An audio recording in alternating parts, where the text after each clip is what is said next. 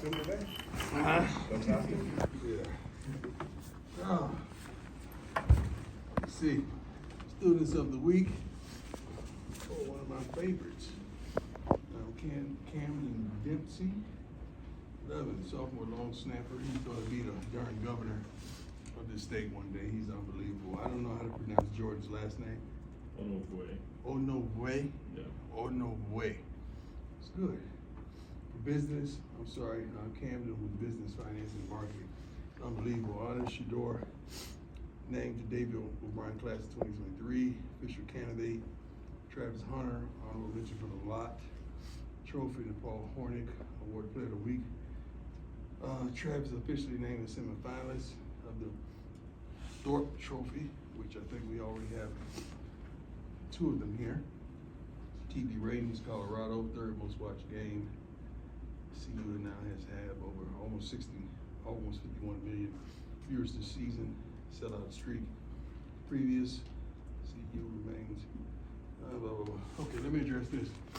Our kids got robbed during the game last week. I think that's a travesty, and I would expect the NCAA to do something about that. These are college kids.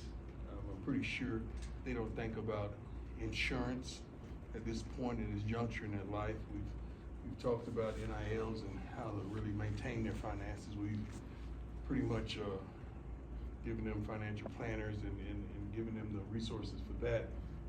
But the insurance part of it, we slipped, and we didn't really educate them on that. So I wish, I know the kids would be forthright in what was stolen, and some of our staff members as well.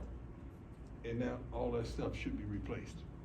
This is the Rose Bowl. They said the granddaddy of them all, right? I'm sure granddaddy has some money. Grandpa should have some money to get these kids. I'm gonna have a list made out from these young men, and I know they're gonna be truthful about what they lost, so we can try to get that back for them. They may not be able to get the items back, but we should be able to reimburse them. That was unbelievable. But I did hear that the home team was robbed as well. So I don't know, but I did hear that. But that don't make no sense when you're out there balling and playing your heart out, and you get robbed in the same aspect. So I hope we could do something about that NCAA. You do something about everything else. Do something about that. When it comes to kids, in regards to the kids, NCAA, you do something about everything else. Do something about this one.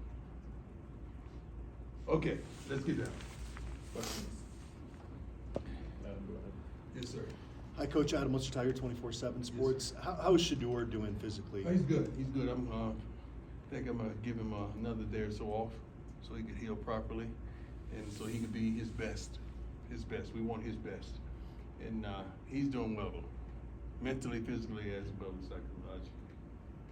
Mick, go ahead. Hey, Coach McMillan, Fox 31. Building on that question, as the roster is constructed now, how do you devise a scheme to be able to protect Shador and also allow him to have his skill set be at the forefront? We can do it. I believe in the staff that we have on hand. I believe in the staff that they can do it. And I have the utmost of faith in them. Also, I had a private, personal meeting with the whole offensive line, and the meeting was phenomenal. I have the utmost thought process that those guys are going to step it up tremendously, and you're going to see more cohesive, more aggressive, more physical, more prepared group than ever before this weekend. I really do believe that. Mr. Rouse, 24/7 Sports. When on the recruiting side of things, when there's a loss like that, when there's an obvious glaring issue, do you see that as a deterrent for recruits, or do you see that as an incentive? Are you kidding me? As a deterrent? No, not whatsoever. I'm not gonna say it's a blessing, but our phone rings wonderfully, and they know we ain't hard to find in certain areas. So when you see something, first of all, when you're on television, as much as we on television, recruits want that exposure. That's the first and foremost thing for recruits, and being able to be developed and understand what's at stake, understand the type of quarterback that you have on hand, as well as receivers and running backs, And you just need that one component. And these guys, first of all, they're gonna step it up. You're gonna see that. But secondly, yeah, you got some guys that you'll see the commits come in. You'll see them. Hi, Coach. Mikhail Herbst, Independent.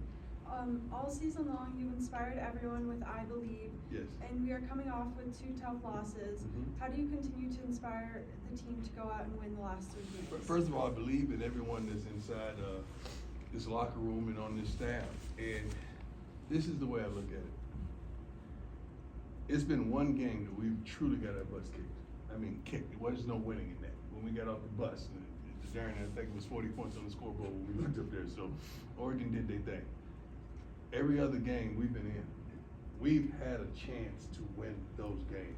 It was 7-6 at halftime, you know, and we come up and give up something. So now I think it's 14-6. We still in the game. You still have an opportunity.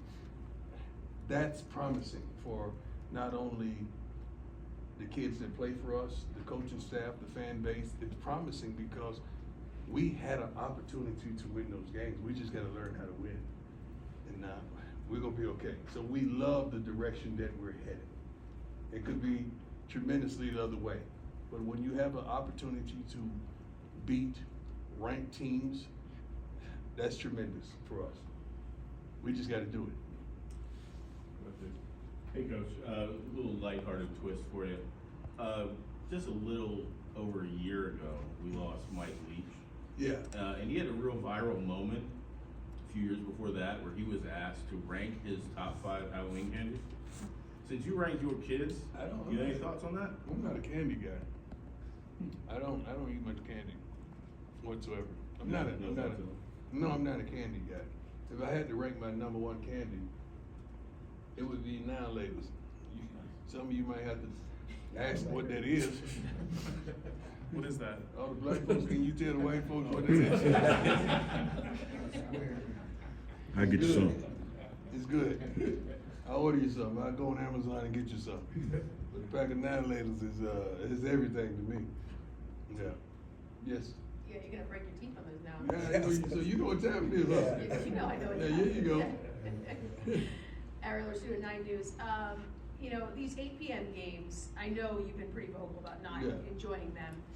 But your team has also kind of come out to some either sluggish starts or has like lost some energy from them. How do you get the team to, like, what do you do for these 8 p.m. games? How do you get them prepared? How do you get them to keep the energy up? We have different ways to keep their energy up. And the guys that love this game, you have no problem with their energy being up. It's the guys that don't love the game. We got to minimize that and make sure we put the guys out there that love to play. So it's not hard for these guys to get situated and desire to play these games because first and foremost, many of their family members are here and they want to put on a show for their family members and the girlfriends or loved ones, and they just want a shot at the next level. And they know not only a multitude of people in this country is watching, but scouts are watching as well. So I think it's on them to get themselves up, but we know how to motivate them tremendously. Hey Coach, Jack Harlow with the Buffalo's Wire. Saw Kalen Mattisse on Saturday get his first most action he's had all year. What did he do to deserve that? He runs routes at the right depth. He turns around and catches the ball consistently. Every day in practice he does it. Anytime you put him out there, he does what's right. He don't have many busts whatsoever, meaning running the wrong routes, running the wrong plays, running the wrong depth. And Shador has a chemistry with him as well. So that's what he did to earn it. He's a consistent football player, and we love him. Hey Coach, Pat Rooney, Boulder Daily Camera. Yes, Loved sir. Now and Later's as a kid. Wanted to ask about Alton McCaskill. Yeah. I know he's healthy, he's been back in there, but with an injury like that, is he still maybe searching for that extra gear or maybe the confidence he played with at Houston a couple years ago? Alton, I don't want to know if he want me to disclose what transpired. You know I'm always honest with you guys and straight up. I don't lie to you guys or false about anything.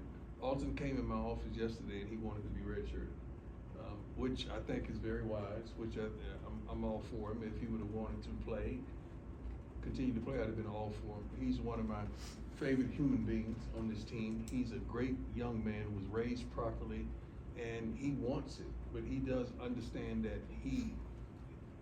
it's been a while, since he has had his full strength and full potential and ability to move and cut and explosion, and he understands that. So he wants to train and work his butt off and get into shape and come back in the spring and earn that #1 spot. That's what he echoed to me, and I love it. I saw him today on the scout team going 100 miles an hour, trying to get a guys to look and just being the player that he is. He's a great team guy. He's a great human being. He's a great young man. So that's where he is right now. Hey Coach, Nick Roth, John Emerson. How you doing, sir? I'm great. Just to clarify, did you have anything stolen from you at the Rose Bowl? No, they oh God, that was a good one that I just had. I'm thinking ahead.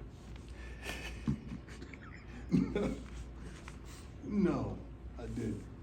I've been gotten enough. Okay, so then my question for you is, after reflecting on the that was game. good, wasn't it? That was good. Lord, help me cramping. I'm so stupid, Lord help me, please. I'm sorry. Excuse me? That's all right.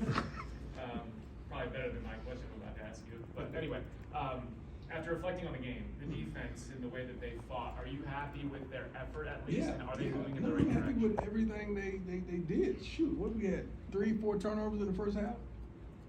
We gotta cash those in. We gotta score.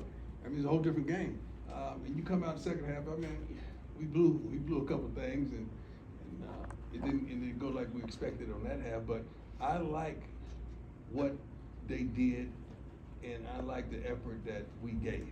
I truly do. We're building. We're getting better and better, and I like that. I like that.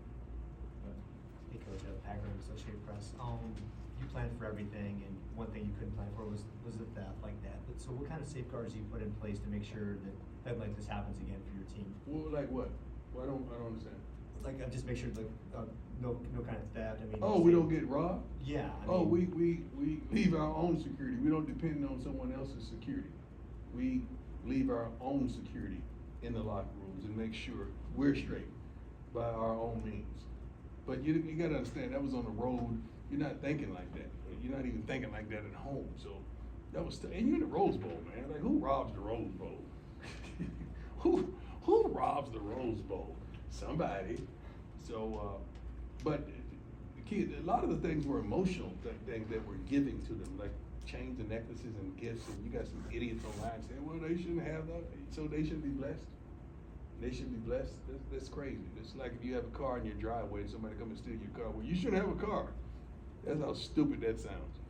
Yeah. These are young men that worked their butts off, or they were blessed and gifted by their family members to give them what was stolen.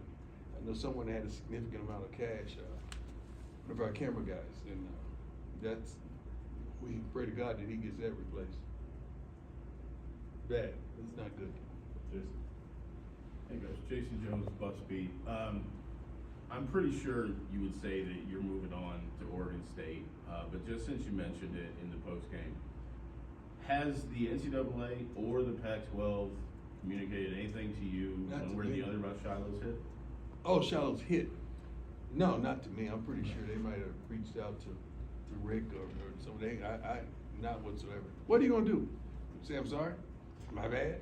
That's the word that every coach in America hates. My bad. Yeah. We don't want to hear that. What are you gonna do about it? It's over now. Yeah. No, we don't want to hear nothing about it. It is what it is. Move on.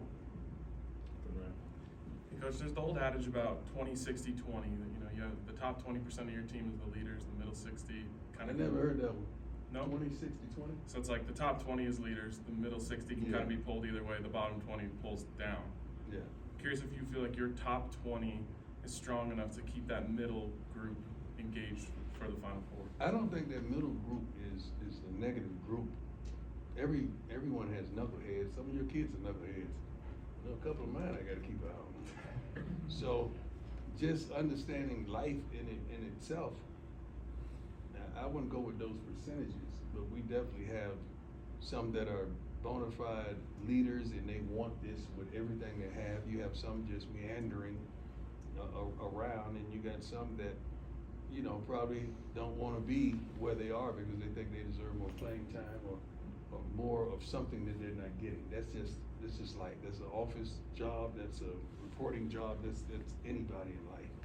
But we haven't lost our passion or intensity for our purpose, and that's to win. We're still on the same page with that, coaches included.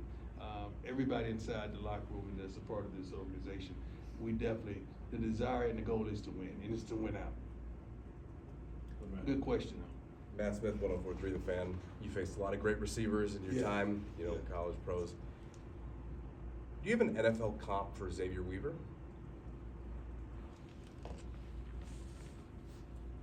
It's a good question. To me, Xavier Weaver got a lot of Andre Rison in him. He's tough, he's gritty, he's nasty. He can get vertical. He can run routes. He's going to catch the ball. He can return kicks. He practices his butt off. And really not a complainer. Now, Dre wanted that ball. Every day that ends with a Y. But Xavier, he's a good kid, man. That's my biggest comparison. I'm sorry going old school on you, but that's the guy that I played with and I practiced with that was a phenomenal player. Probably should be a Hall of Famer, especially since they letting everybody else in free. Might as well go ahead and throw Dre in there. One other thing I wanted to ask you about Travis. Mm-hmm. That play was sensational, and the first interception was sensational. It seems to me there's not a lot of even NFL dudes that can do some of the stuff that he's doing that's right instinctive. now. That's instinctive and athletic. That's why you don't worry about it. You don't worry about the snaps. You don't worry about the plays. You don't. The game that Travis had that wasn't his best game on the defensive side of the ball because he played well on the offensive side of the ball. That game, he just wasn't focused on defense. He was more focused on his job on offense. So that's it. He stayed over the break and refocused. Do people understand how good he really is yet? No, because he plays for us. We got some people that don't like nothing we do, but they will. They understand. They will understand. We got several players that are really, really good. Really good. One or two more. Go ahead, Sean. Coach Sean Keeler of the Denver Post. You didn't like the call. A lot of others didn't either on Shiloh. Right. Do you? There's a couple calls out of there. it. One just the Shiloh one. As a dad and a father, do you worry about league officials getting a rep on him, getting a rep with them, and looking out for him? No. These guys are really good, man. I think we have the best officials in the country. When I say football officials, I really do. And their game is tough. Their job is tough, man. So sometimes they miss it. Sometimes it's interpretation of why, and that was just interpretation. We felt like it was clean, of course, because he's our guy. If I was on the opposing team, I might have felt indifferent. Just like the guy with the one-hand catch on our sideline, I yelled at him. I said, "Son, great catch!" It really was a great catch. I thought he was out by far, but it was a great catch, man. A great catch, one of the best grabs I've seen. So I think the officials really do a great job, wholeheartedly. Hey, Coach, Tyler King with the Denver Gazette. This is the second straight week you're playing a run-heavy team, a very physical team on both sides of the line of scrimmage. Does that change how you go about practice at all when you're preparing for a really physical team on both sides of the ball? Yes, it does. You incorporate more tackling drills in to compensate for the physicality. You pad them up maybe a little more, maybe allow a lot more contact because of the physicality. You may elongate some periods that involves physicality in it that you want to make sure your team is ready and on point, but you still want to tail off on those things to kind of keep them fresh as well. So these guys are watching film. They've increased the film viewership tremendously since we challenged them to, so they know what they're in for. And I can't wait, especially since looking all the linemen in the eye and just seeing how they responded in the candid conversation that we had. It's tremendous. I can't wait to see how they respond. All right. Thanks, Coach. We good? Yeah. God bless you. I appreciate you. Did you see Russell Wilson's costume? Excuse me? Did you see Russell Wilson's costume? No, I didn't. It was you. He was me? Yeah. So should I be him? Yeah, you should. I'm gonna come with the now.